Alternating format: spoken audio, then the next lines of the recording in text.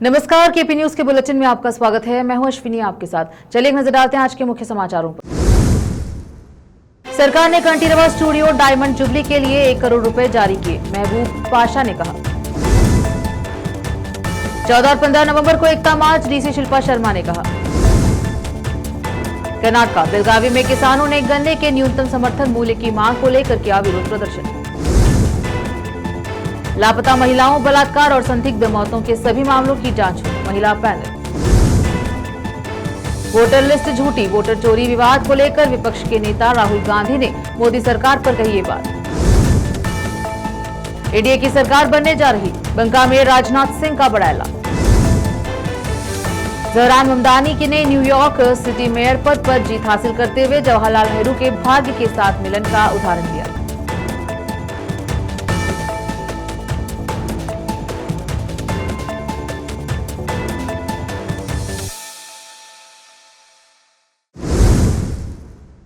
समाचारों का सिलसिला शुरू करते हुए देखते हैं समाचार विस्तार से। कन्नड़ फिल्मों को वैश्विक मंच प्रदान करने के लिए जल्द ही ओटीटी शुरू किया जाएगा। सरकार आने वाले नए साल में ओटीटी शुरू कर रही है ताकि न केवल हमारे राज्य और देश में बल्कि वैश्विक स्तर पर भी ऐसी फिल्मों को एक मंच प्रदान किया जा सके। अध्यक्ष महबूब पाशा ने कहा कि इस पर चर्चा और निर्णय लेने के लिए एक उच्च स्तरीय समिति का गठन भी किया गया है। सरकार ने बजट में ओटीटी की स्थापना की घोषणा पहले ही कर दी है। तकनीकी तैयारियां भी कर ली गई हैं। कई उच्च स्तरीय बैठकें हो चुकी हैं। ओटीटी की स्थापना से कन्नड़ फिल्मों, धारावाहिक, लोक कलाओं और स्थानीय व आदिवासी संस्कृतियों के साथ साथ वैश्विक स्तर पर भी एक मंच मिलेगा, जहां विभिन्न डिजिटल प्लेटफॉर्म्स पर फिल्में देखने के लिए उच्च मूल्य हैं। वहीं राज्य सरकार द्वारा शुरू किए गए ओटीटी प्लेटफॉर्म पर दुनिया भर के कन्नड़ लोग कम राशि का भुगतान करके कन्नड़ फिल्में और लोक कलाएं देख सकेंगे। यह उन निर्माताओं, निर्देशकों, अभिनेताओं, कलाकारों और तकनीशियनों के लिए है फायदेमंद होगा जो संकट में है। इसके अलावा नई प्रतिभाओं को और अधिक अवसर मिलेंगे। अध्यक्ष महबूब पाशा ने स्पष्ट किया कि लाभ दर्शकों की संख्या के आधार पर निर्माताओं के साथ साझा किया जाएगा। सरकारी स्वामित्व वाले कांटीरवा स्टूडियो की स्थापना के 60 वर्ष पूरे होने के उपलक्ष्य में हीरक जयंती मनाने का उद्देश्य है। इस संदर्भ में फिल्म निर्माण स्टूडियो पर एक संगोष्ठी कांटीरवा स्टूडियो के संस्थापक टीएस करी बसवैया और पूर्व मुख्यमंत्री डीएस निजलिंगप्पा की एक प्रतिमा का निर्माण, एक फिल्म निर्माण और संगीत संध्या कार्यक्रम के आयोजन की योजना बनाई जा रही है। सरकार ने कांटीरवा स्टूडियो के हीरक जयंती समारोह के लिए पहले ही 1 करोड़ रुपए स्वीकृत कर दिए हैं। अधिक धनराशि के लिए अनुरोध किया गया है। उन्होंने कहा कि हीरक जयंती समारोह आयोजित किया जाएगा। 1966 में कांटीरवा स्टूडियो की स्थापना गुब्बी वीरन्ना, टीएस करी बसैया और अन्य के साथ निजी साझेदारी में बेंगलोर में जमीन खरीद कर की गई थी। इससे पहले उन्हें कन्नड़ फिल्म निर्माता से जुड़े काम के लिए मद्रास जाना पड़ता था, इसीलिए फिल्म निर्माता से जुड़ा काम यही है। इस उद्देश्य से तत्कालीन मुख्यमंत्री एस निजलिंगप्पा ने पहले कांटीरवा स्टूडियो को 5 लाख रुपए का अनुदान दिया और स्टूडियो के विकास के लिए कड़ी मेहनत करने के लिए प्रोत्साहित किया। उन्होंने बताया कि बाद में जब कांटीरवा स्टूडियो चल नहीं पाया तो उन्होंने 1974 में इसे सरकार को सौंप दिया। उन्होंने बताया कि तब से सरकार कांटीरवा स्टूडियो का प्रबंधन कर रही है। इस अवसर पर जिला सूचना अधिकारी मंजुनाथ सुलोली और अन्य उपस्थित रहे। कैमरामैन पपुराज का कवरेज। ಚಿತ್ರಮಂದಿರಗಳೆಲ್ಲ ಮುಚ್ಚೋಗ್ತಾವ ಅಂತ ವಿರೋಧನ ಐತಲ್ಲ ಸರ್, ಅದಕ್ಕೆಲ್ಲ ಅದಕ್ಕೆ ಏನು ಹೇಳ್ತೀವಿ? ವಿರೋಧ ಇಲ್ಲ ಯಾಕಂದ್ರೆ 4,000 ಸಿನಿಮಾಗಳು ಚಿತ್ರೀಕರಣ ಆಗಿ ಪೂರ್ಣಗೊಂಡು ಪ್ರದರ್ಶನ ಆಗಿದ್ದಿದ್ದವಲ್ಲ, ಅವರಿಗೆ ಹೆಂಗ್ ಮಾಡ್ಬೇಕು? ಅವ್ರದ್ದು ನೋಡ್ಬೇಕಲ್ಲ ನಾವು. ಅದಕ್ಕೋಸ್ಕರ ಈಗಾಗಲೇ ಸರ್ಕಾರ ಘೋಷಣೆ ಮಾಡಿರೋದು ಅದಕ್ಕೋಸ್ಕರನೇ. ಚಲನಚಿತ್ರದ ನಿರ್ಮಾಪಕರ ಬೇಡಿಕೆ ಅಂದ್ರೆ ಆಪ್ ಮೂಲಕ ಆಗೋದು, ಹೇಗೆ ಆಪ್ ಅಂಡ್ ವೆಬ್ಸೈಟ್ ಎರಡೂ ಡೆವಲಪ್ ಮಾಡಿಬಿಟ್ಟು ಅದ್ರ ಮುಖಾಂತರ ಅಂದ್ರೆ ಮಾರ್ಚಿಂದ ಉದಾಹರಣೆಗೆ ನೆಟ್ಫ್ಲಿಕ್ಸ್, ಅಮೆಜಾನು, ZEE5 ಅಂತ 4-5 ಇದಾವಲ್ಲ. ಮಾರ್ಚ್ ಅಲ್ಲ, ನಾವು ಸಾಧ್ಯವಾದಷ್ಟು ಬೇಗ ಜನವರಿಗೆ ಮುಗಿಸ್ತೀವಿ ಸರ್. ಈ ವರ್ಷ ಸಿಂಗಲ್ ಸ್ಕ್ರೀನ್ಗಳೆಲ್ಲ ಮುಚ್ಚೋ। सरदार वल्लभ भाई पटेल की 150वीं जयंती के उपलक्ष्य में केंद्रीय खेल एवं युवा अधिकारिक मंत्रालय ने मेरा युवा भारत बीदर अभियान के सहयोग से 14 और 15 नवंबर को जिले में एकता मार्च नामक कार्यक्रम का आयोजन किया जाएगा। यह जानकारी डीसी शिल्पा शर्मा ने दी। उन्होंने यह बात मंगलवार शाम जिला कलेक्टर कार्यालय में आयोजित एक प्रारंभिक बैठक की अध्यक्षता करते हुए कही। 14 नवंबर को सुबह 8 बजे भूमरेड्डी कॉलेज से Mailur cross, व्योमगुंडेश्वर circle, Basaveshwar circle, Bhagat Singh circle, हरड़ैया circle, Gudagi अस्पताल से नेहरू स्टेडियम तक और 15 नवंबर को बारिशशाही मैदान से central bus stand, Madiwala circle, rotary circle, BRIMS अस्पताल, अंबेडकर सर्कल, शिवाजी सर्कल, गुदगी अस्पताल से रंग मंदिर तक पदयात्रा निकाली जाएगी। पेयजल और साफ सफाई का ध्यान नगर निगम द्वारा रखा जाएगा। उन्होंने कहा कि पुलिस विभाग द्वारा सुरक्षा के समुचित प्रबंधन किए जाएंगे। साथ ही पदयात्रा से संबंधित एक पोस्टर का विमोचन भी किया गया। इस अवसर पर नगर निगम आयुक्त मुकुल जैन, मेरा युवा भारत के जिला युवा अधिकारी मयूरा कुमार गोरमे और अन्य अधिकारी उपस्थित रहे। विशेष संवाददाता की रिपोर्ट। रोकते हैं समाचारों का सिलसिला, लेते हैं छोटा सा ब्रेक।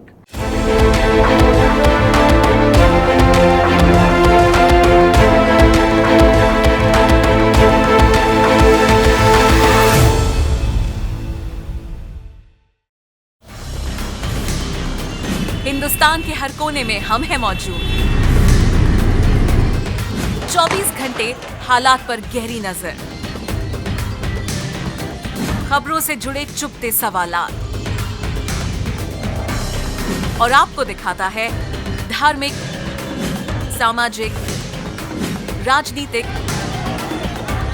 लोकल और इंटरनेशनल न्यूज की सबसे बेहतर कवरेज, जो आपको रखती है हर पल बाखबर। देश और दुनिया भर की खबर के लिए देखते रहें KP news 24/7। Noor education trust Bidar की ओर से चलाया जाने वाला नूर एमएड और BEd college Bidar, recognized by NCTE Delhi, affiliated to Bidar University, Bidar. Admissions open for the academic year 2025 to 26. विशेषज्ञ और सक्षम शिक्षकों द्वारा शिक्षा प्राप्त करने के लिए नूर एमएड और बीएड कॉलेज बीदर में दाखिला लें और शांत वातावरण में उच्च स्तरीय शिक्षा प्राप्त करें। बीदर शहर में बेहतर शिक्षा का एकमात्र केंद्र नूर एमएड और BEd college Bidar. For more details contact Noor colony near horticulture centre, Halatgiri के Hyderabad road, Bidar 585403 Karnataka, India. Phone numbers 9945283920, 8050172745।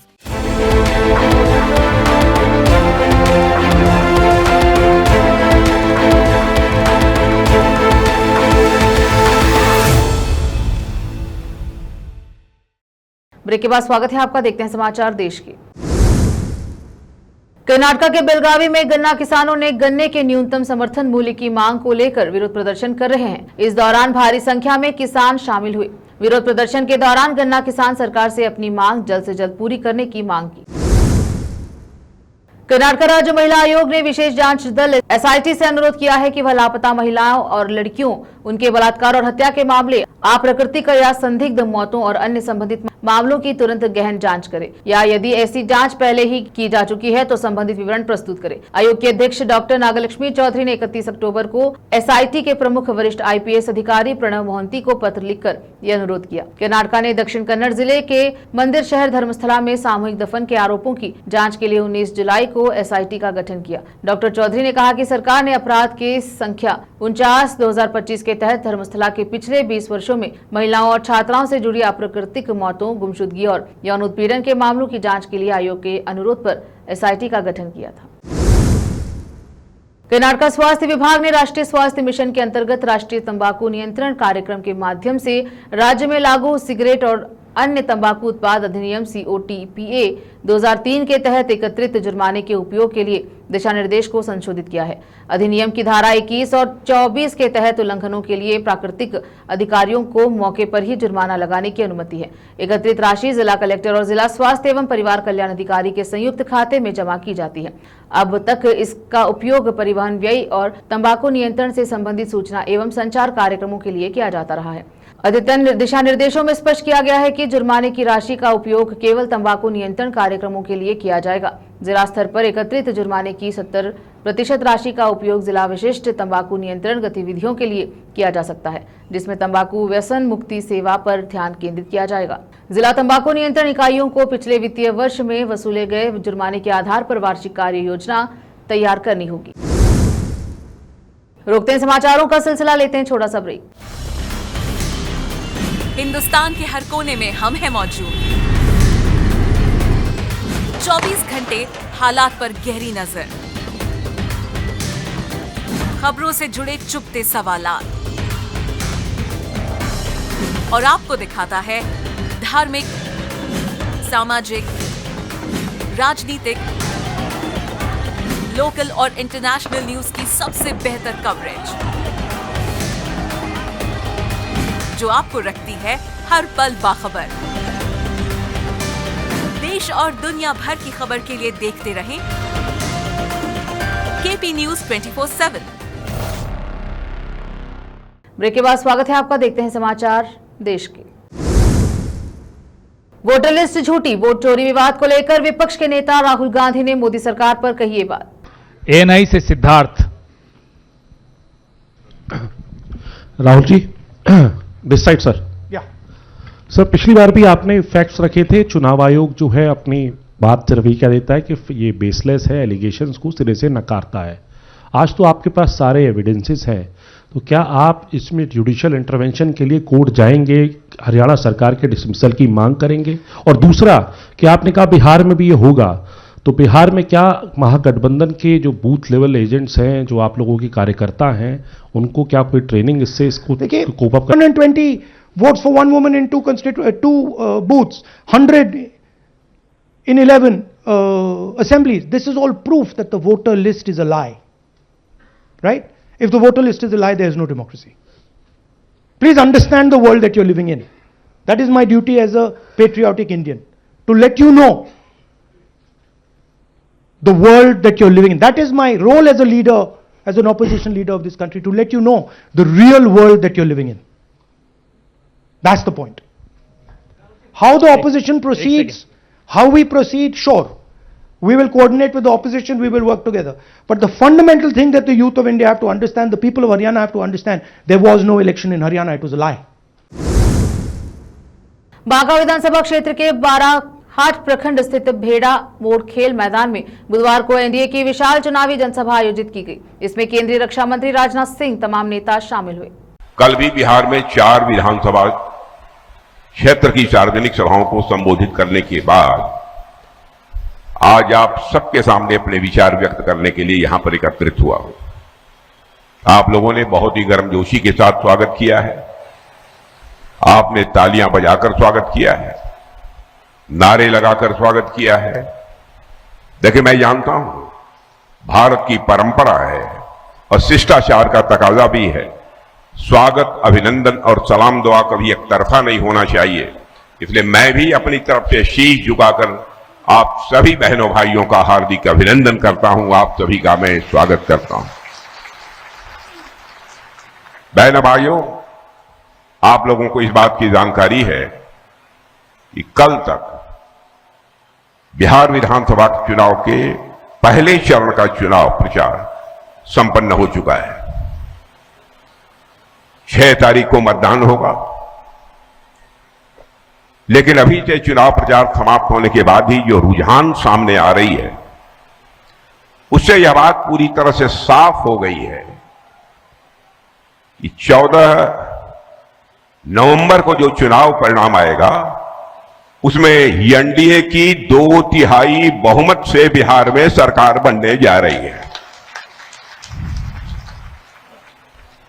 वैसे तो रुझान के बारे में, रुझान जो आए हैं उसमें कितनी सीटें हमको प्राप्त हो रही हैं एनडीए को, उसकी जानकारी मुझे है, लेकिन मैं उसका खुलासा नहीं करना चाहता, मुझे करना भी नहीं चाहिए। शायद मेरी आयु बहुत छोटी होती या जिले स्तर पर मैं काम करता रहता तो मैं जरूर आपको बतला देता, लेकिन इतना ही कहना चाहता हूं, 2/3 सीटों से बहुमत के साथ यहां पर एनडीए अपनी सरकार बनाने जा रही है। कारण क्या है? 20 वर्षों में जो नीतीश जी की सरकार रही है, जिस तरीके से बिहार में विकास का कार्य उन्होंने किया है। गौड़ाबोरम सीट को लेकर महागठबंधन में खटपट है। ऐसा इसीलिए क्योंकि विकासशील इंसान पार्टी के संस्थापक मुकेश सहनी से गौड़ाबोरम सीट से अपने प्रत्याशी संतोष सहनी को हटाकर आरजेडी के बागी उम्मीदवार मोहम्मद अफजल अली खान को समर्थन देने की घोषणा की। अब इसको लेकर आरजेडी नेता तेजस्वी यादव ने क्या कहा, चलिए सुनिए। देखिए, सबसे पहले तो कार्तिक पूर्णिमा की और गुरु नानक जी की जयंती के अवसर पर जो है हम सब लोगों को शुभकामनाएं देना चाहते हैं। और आप सब लोग जो सवाल पूछ रहे हैं, इसमें तो ज़्यादा कुछ कहना क्या है। बिहार की जनता सब जान रही है एनडीए क्या कर रही है। मुकेश सहनी जी ने अपने भाई को वापस कर लिया, समझौता अच्छा दिख रहा है महागठबंधन के लिए। देखिए जो वो तो उनका निर्णय है, हम लोग जो है अब जो उनका निर्णय है तो इसमें हम लोग अलग थोड़ी है।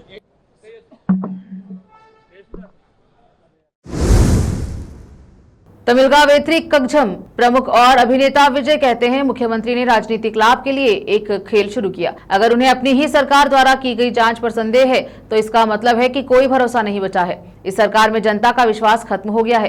क्या मुख्यमंत्री को इसका एहसास है? अगर वह हार भी जाते हैं तो वह यह बयान देने के लिए तैयार रहेंगे कि वह जनता के फैसले के आगे झुकते हैं। वह अभी से इसकी तैयारी शुरू कर सकते हैं। हमारे सामने आने वाली बाधाएं अस्थायी हैं। हम लोगों के साथ कंधे से कंधा मिलाकर खड़े रहेंगे। 2026 में असली मुकाबला डीएमके और टीवीके के बीच होगा। என் நெஞ்சில் குடியிருக்கும்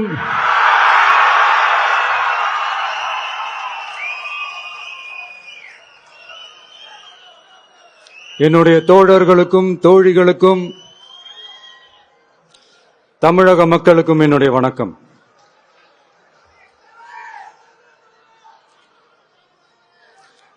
நம்ம குடும்ப உறவுகளை இழந்ததனால சொல்ல முடியாத வேதனையிலும் வலியிலும் இவ்வளவு நாளா இருந்தோம். அப்படிப்பட்ட அந்த சூழல்ல நம்ம சொந்தங்களின் மனம் பற்றி இருக்க வேண்டியது நம்மளுடைய கடமை. அதனாலதான் அவங்களோட சேர்ந்து அமைதி காத்து வந்தோம். ஆனா இப்படி அமைதி காத்து வந்த நேரத்துல நம்மளை பத்தி வன்ம அரசியல் வலைகள், அர்த்தமற்ற அவதூறுகள்னு இந்த மாதிரி நிறைய விஷயங்கள் நம்மளை பத்தி பின்னப்பட்டன, பரப்பப்பட்டன.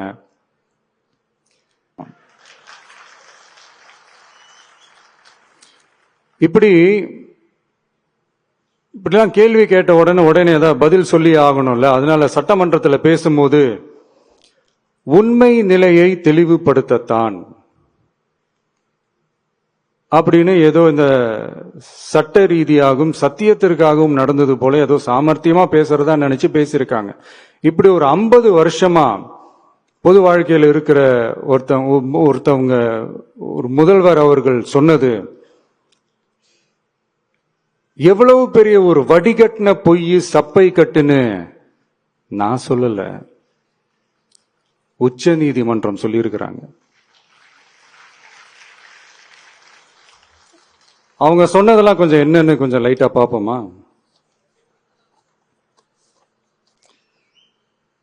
The comments which have been made before the media by the top officers of the police department may create doubt in the minds of the citizenry on impartiality and fair investigation. The faith and trust of the general public on the process of investigation must be restored in the criminal justice system. அதாவது அரசு காவல் உயர் அதிகாரிகள் ஊடகங்களிடம் பேசியது என்பது பொதுமக்களிடையே நியாயமான விசாரணை நடக்குமா என்ற சந்தேகத்தை ஏற்படுத்தக்கூடும் என்றும், நியாயமான விசாரணை மூலமே அந்த சந்தேகத்தை மீட்டெடுத்தே ஆக வேண்டும் என்றும் உச்சநீதிமன்றம் தமிழக அரசின் தலையில் ஓங்கி நறுக்கு நறுக்கு நறுக்கு என்று கொட்டியதை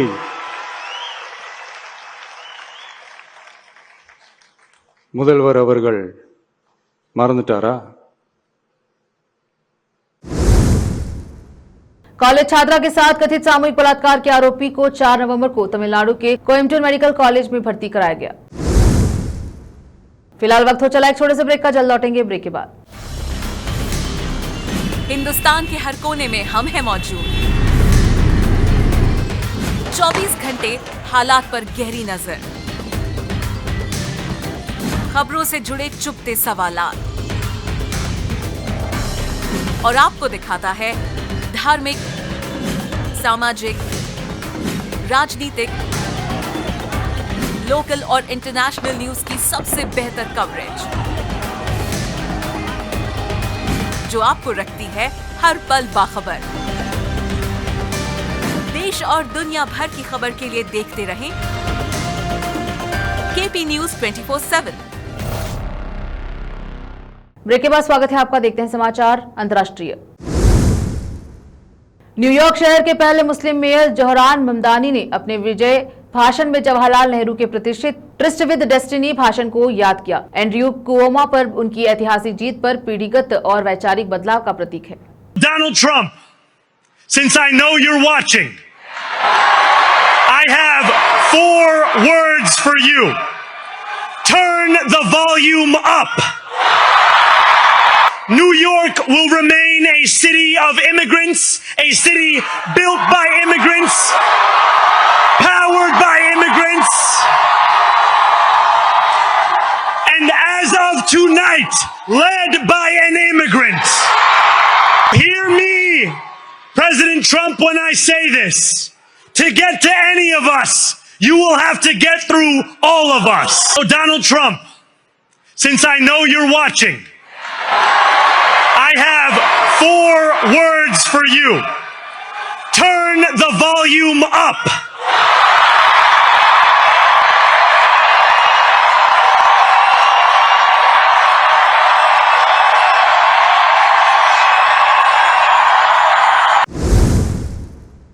जोहरान ममदानी के NYC मेरिल रेस जीतने पर समर्थकों का हुजूम ब्रुकलिन पैरामाउंट में उमड़ पड़ा। जैसा कि अमेरिकी सुप्रीम कोर्ट इस सप्ताह राष्ट्रपति डोनाल्ड ट्रंप की पारस्परिक टैरिफ लगाने की शक्ति पर दलीलें सुनने के लिए तैयार है। व्हाइट हाउस की प्रेस सचिव कैरोलिन लेविट ने कहा कि प्रशासन सभी परिणामों के लिए तैयार है, लेकिन अपनी कानूनी स्थिति पर अस्वस्थ है। रोकते हैं समाचारों का सिलसिला, लेते हैं छोटा सा ब्रेक। हिंदुस्तान के हर कोने में हम हैं मौजूद। 24 घंटे हालात पर गहरी नजर, खबरों से जुड़े चुपते सवालात, और आपको दिखाता है धार्मिक, सामाजिक, राजनीतिक, लोकल और इंटरनेशनल न्यूज की सबसे बेहतर कवरेज, जो आपको रखती है हर पल बाखबर। देश और दुनिया भर की खबर के लिए देखते रहें KP News 24/7। ब्रेक के बाद स्वागत है आपका। एक नजर फिल्म जगत पर। मुंबई में एक इवेंट के लिए पहुंची एक्ट्रेस उर्वशी रौतेला को स्पॉट किया गया। चमचमाती साड़ी पहने एक्ट्रेस अर्श से उतरी किसी अप्सरा जैसी लगी। लंबी सी चोटी लहराते हुए उन्होंने पोज देने के लिए जैसे ही अपना चेहरा दिखाया तो हर कोई चांद सा मुकड़ा देखता रह गया। वहां पहुंचकर उन्होंने पैप्स को जमकर पोज दिए। एक नजर खेल जगत पर। हरमनप्रीत कौर की कप्तानी वाली विश्व कप विजेता भारतीय महिला क्रिकेट टीम बुधवार को प्रधानमंत्री नरेंद्र मोदी से मिलने मंगलवार की शाम यहां पहुंच गई। भारत ने रविवार को नवी मुंबई में फाइनल में दक्षिण अफ्रीका को 52 रन से हराकर पहली बार विश्व कप जीता। ताज पैलेस होटल पहुंचने पर खिलाड़ियों और सहयोगी स्टाफ पर गुलाब की पंखुड़ियां बरसाई गई। जेमिमा रॉड्रिक्स, राधा यादव और स्नेहा राणा होटल के भीतर ढोल की थाप पर थिरकती नजर आई। फिर से एक नजर आज की सुर्खियों पर। सरकार ने कंटीन्यूअस स्टूडियो डायमंड जुबली के लिए 1 करोड़ रुपए जारी किए, महबूब पाशा ने कहा। 14 और 15 नवंबर को एकता मार्च, डीसी शिल्पा शर्मा ने कहा। कर्नाटक बेलगावी में किसानों ने गन्ने के न्यूनतम समर्थन मूल्य की मांग को लेकर किया विरोध प्रदर्शन। लापता महिलाओं, बलात्कार और संदिग्ध मौतों के सभी मामलों की जांच हुई, महिला पैनल। वोटर लिस्ट झूठी, वोटर चोरी विवाद को लेकर विपक्ष के नेता राहुल गांधी ने मोदी सरकार पर कही ये बात। एनडीए की सरकार बनने जा रही, बंका में राजनाथ सिंह का बड़ा ऐलान। जोहरान ममदानी की ने न्यूयॉर्क सिटी मेयर पद पर जीत हासिल करते हुए जवाहरलाल नेहरू के भाग्य के साथ मिलन का उदाहरण दिया।